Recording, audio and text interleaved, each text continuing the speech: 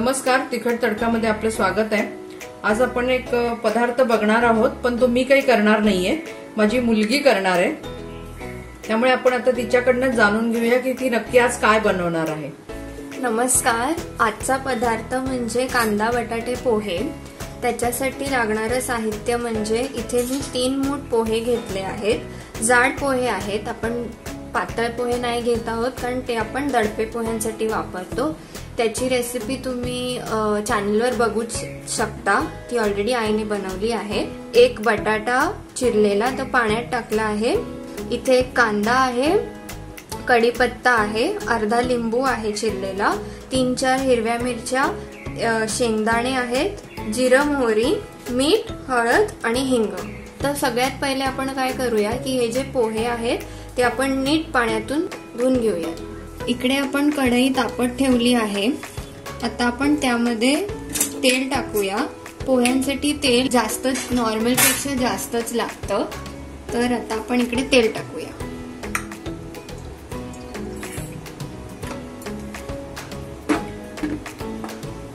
तेल तापलेलं आहे, तर सगळ्यात पहिले आपण जे शेंगदाणे आहेत ते भाजून घेऊयात।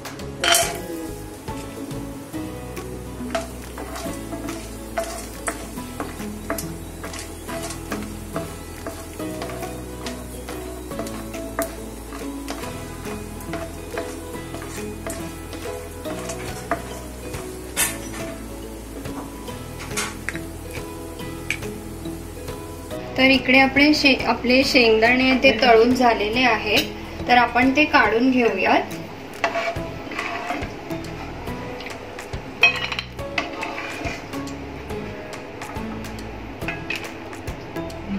आता आपण पुढचं बघूया। आता तेल तर तापलंय, आता आपण त्याच्यात पहिले मोहरी टाकूया। मोहरी थोडी तडतडू देऊया आणि त्यानंतर आपण त्याच्यात जिरं टाकूया। मोहरी तडतडायला लागली आहे, आता आपण त्याच्यात जिरं टाकूया।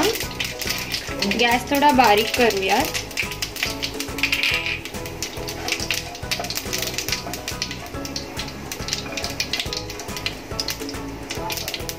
आता आपण ह्याच्यात कढीपत्ता टाकूयात।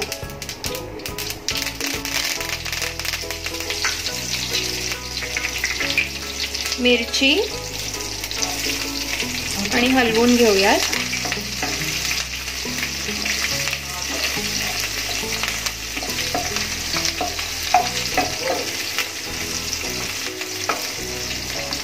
हळद, हिंग,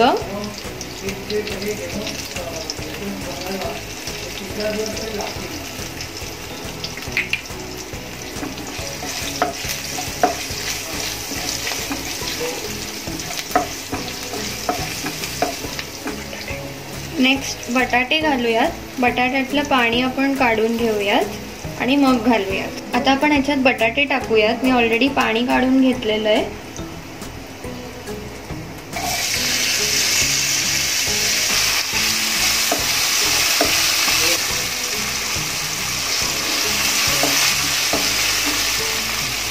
आता आपण कांदा घालूया। नीट मिक्स करून घेऊयात।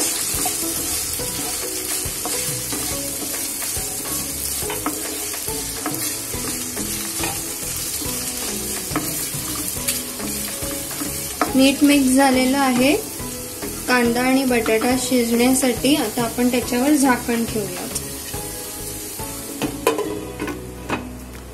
आपण झाकण उघडून बघूया की बटाटा शिजलाय की नाही।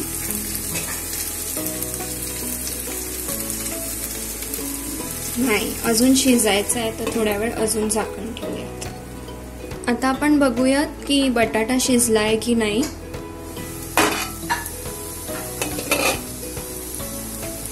ते बघूयात की बटाटा कापला जातोय इझिली, म्हणजे बटाटा शिजलाय। आता ह्याच्यात आपण पोहे टाकूयात।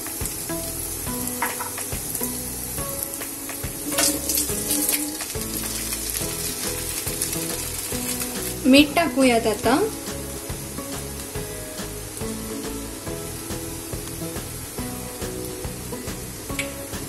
चवीला साखर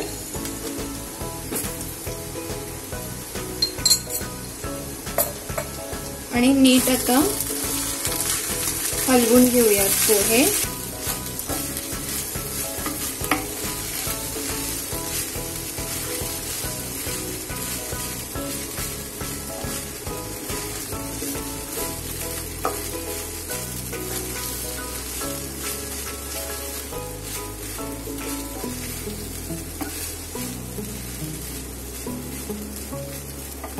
आता ह्याच्यात आपण लिंबू पिळून घेऊयात.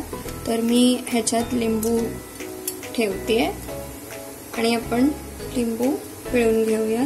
लिंबू तुम्ही सर्व करताना पण टाकू शकता, पण आता टाकल्यावर ते चांगलं एकजीव होतं म्हणून आपण एकत्रच सगळ्यांमध्ये टाकतोय. आणि आता आपण एकदा जे शेंगदाणे आपण तळले होते ते टाकूयात.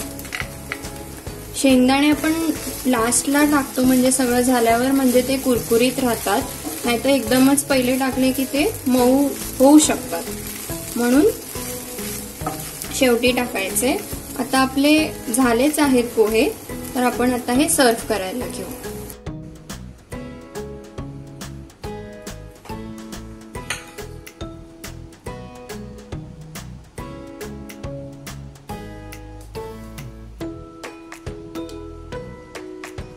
इकडे आपले कांदा बटाटे पोहे बनवून झाले आहेत, सर्व करण्यासाठी रेडी आहेत. तुम्ही त्याच्यावर शेव टाकू शकता जर तुम्हाला आवडत असेल तर. मी इकडे शेव टाकतेय.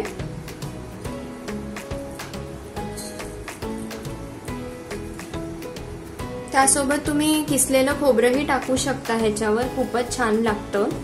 आणि हा माझा पहिला कॅमेरा समोर शूट करण्याचा एक्सपिरियन्स होता. खूपच मज्जा आली मला. आणि जर तुम्हाला ही रेसिपी आवडली असेल तर लाईक करा, शेअर करा, सबस्क्राईब करा. आम्हाला कळवा की कसे झाले तुमचे पोहे. आणि परत आपण भेटू नव्या रेसिपी सोबत. धन्यवाद.